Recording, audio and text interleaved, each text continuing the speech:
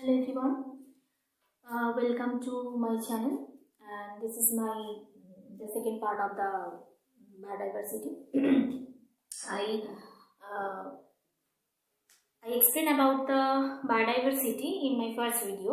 You just check out that, and it is the second part. Actually, biodiversity part is so large part, so it's not possible to explain in a particular video. So I have to divide it, and the first part you check out in my previous video, and this is the second part of the biodiversity. Okay, so now we learned the relationship between the alpha, beta, gamma and the point diversity. Okay, so alpha, beta, gamma point diversity means alpha means the different species. Alpha means the number of different species in different habitat. Okay. Beta equals to gamma divided by alpha, and gamma equals to alpha into number of habitats. So this is the relationship between this, and point habitat. Why is mentioned here? Because point means the error is very less. Okay. So we can consider this relationship in genetic level also. So alpha equals to gamma by beta, and if we know about the number of habitats or the alpha and beta, then we calculate the gamma, or if we know about the gamma and alpha, then we calculate beta. But number of habitats we have to know. Here this is the relationship. Now we discuss about the critically endangered species, vulnerable species, near threatened species and the least concerned species. Okay. The critically endangered species means there is a high risk of extinction. Okay. In immediate future. Clear? And here the population reduction is 80 to 90%. Okay. 80 to 90%. Next one is the endangered. Here the species number are so small that species is at risk of extinction. There is a chance this is critically endangered, and endangered means we confirm that these will be extinct in immediate future. Okay, but endangered species, they can get a chance for surviving, okay, or surviving from the extinction situation, because their population production is 50 to 70%, and actually if we try to the scientific way for their conservation, so we can control their extinction process. Clear? The third one is the vulnerable. This is not under the critically endangered and not under the endangered. Okay, they are facing high risk of becoming endangered in near future. That means it first changes to endangered condition, then changes to the critical endangered condition. So vulnerable are those species, they are not critically endangered and they are totally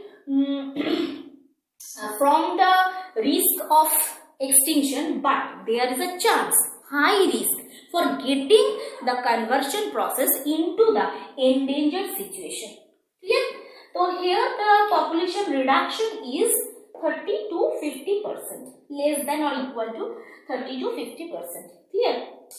Next we read or learn near threatened. Near threatened, that means they are qualified for the threatened category. This is threatened. They are qualified for threatened category. That means we totally consider them that they are threatened. Okay. We totally consider them, they are threatened. So they have a chance. Okay. They have a chance extinction, but they take much time. Yeah. Next we read least concern. What is least concern? They are abundant population. Actually, they are not getting the qualification for the near threatened species. Okay. So actually we just keep least concern on that species.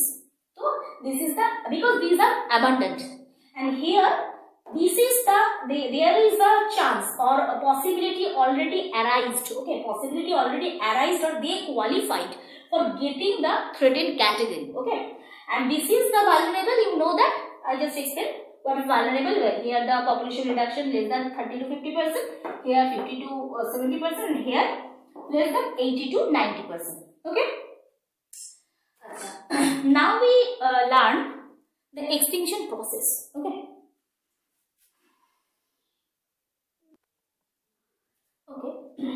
Now we learn about the extinction of the species.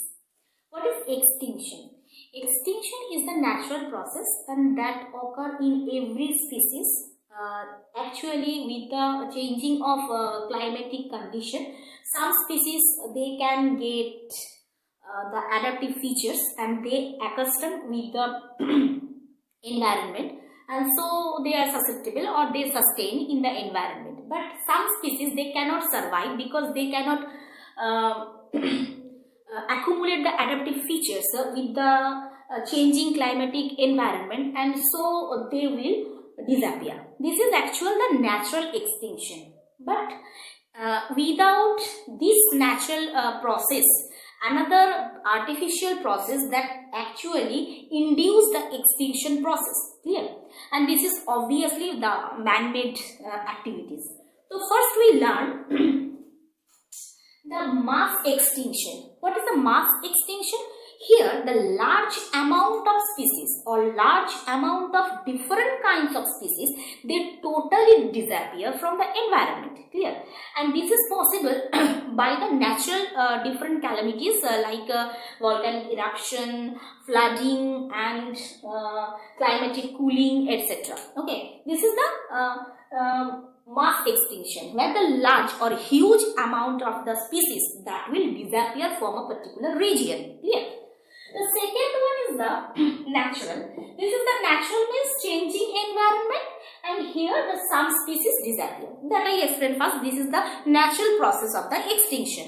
The third one is the anthropogenic process. This is the man-made activities. This extinction process occurs generally due to the man-made activities. Clear? And here, due to this process, severe depletion is possible. Like if you imagine the forest region, the cutting down of forest area of a large region or large part.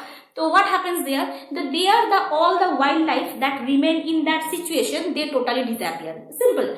The last one is the this is the actually anthropogenic. So these are the extinction process that generally we can see in the environment. Clear? Okay. So now we discuss about the conservation of the biodiversity. How do we conserve the biodiversity? Clear? Okay. Now we learned what is the conservation. Conservation is the scientific way by which we always try to conserve the different species. Okay. That means including plant and animals also. So here this is the exsitu conservation, this is the insitu conservation. Two kinds of conservation we can manage. The exsitu conservation, that means the conservation process of the individuals out of the natural habitat. That means in a zoological garden is the example, botanical garden, that is the example of the exsitu conservation, and where we always collect the rare species or the endangered species also and try to control their conservation process. Okay.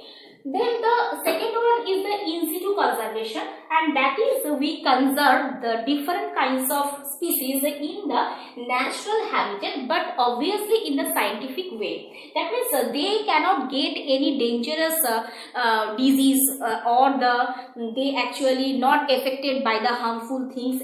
These are all under the in situ conservation process. Clear? The third one we discuss about the flagship species and the umbrella species. What is called the flagship species? The flagship species, these are all the species that actually show the cause of environment. These are chosen to environmental cause, actually ecosystem need of conservation. Actually their presence, by showing their presence, they told us, they or inform us actually that ecosystem need to conservation process, or ecosystem need to conserve. Okay. The second one is the umbrella. What is umbrella? Umbrella species are which one? These are selected for making the conservation related decisions. Okay, and we just see this type of species, we can take the decision for the conservation of any ecosystem. Clear? So these are the two species we learn about them, the flagship species and the umbrella species, and this is the two process of the conservation method. Clear? So this is the second part of the biodiversity. And first I explained in my previous video, and this is the second part. So we learn about the total part of the biodiversity. Clear? Okay, thank you.